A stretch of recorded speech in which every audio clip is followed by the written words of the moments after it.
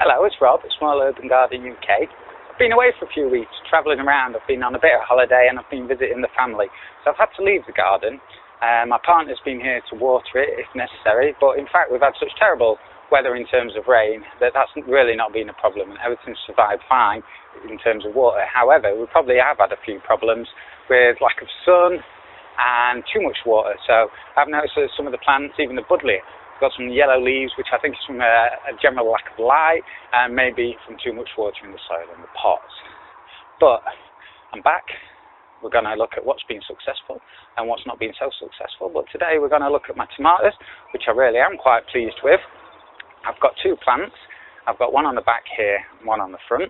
This one gets all the afternoon and evening sun, and the one on the front gets the morning sun. So we'll see which does better. Now, these are Super Sweet 100s, and they grow as a determinate, which means they grow at one central vine here that produce side shoots that you have to prick out to maintain the general integrity of the vine. Then they grow the flowers, come out the side on the trusses here, and then they get longer and longer, and the fruits are produced. So, what we need to do today is to continue this process of keeping the vine nice and trained. So I'm going to just tie it here at the top. You can see here there's a new flower truss coming just out the side, and that's where our tomatoes are going to be. So I've just got some standard string, some gardening string, and I'm just going to tie it onto the vine, keep it nice and straight, not too tight because the vine will thicken. Okay, so I've done that. I'll just clip off the end bits.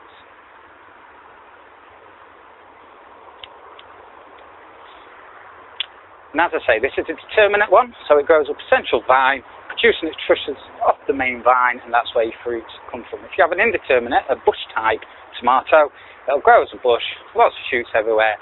You don't need to remove the side shoots, but we do need to remove them here. And if you look as it grows up close to the top, there's a new side shoot coming out here, so I'm just going to clip that out. Now, you can apparently use these as cuttings. It's a bit late in the season, I think, for me to get growing that as a cutting, maybe, but the main problem is I haven't got very much space, so they'll go in the compost.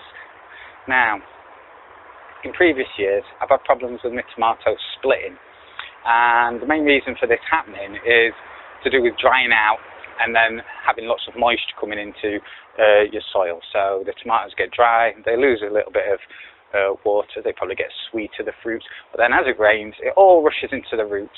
The tomato sucks it up and the tomatoes end up bursting. So what I've done is, in the pot down here, I've put in a small amount of water retaining gel, which you can get from the garden centres.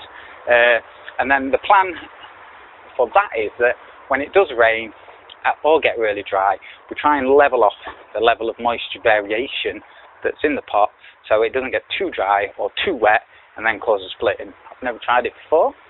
We'll see how it goes. I'm not really sure how it's going to go, but so far it seems to be doing really, really well. Like I say, lots of jobs to be doing in the garden now. I've been away for so long. Everything's grown absolutely loads in just a couple of weeks. It's a bit messy in places. It's looking fantastic in others. As the weeks go by, I'll show you what's been going on. But for now, take care. See you later.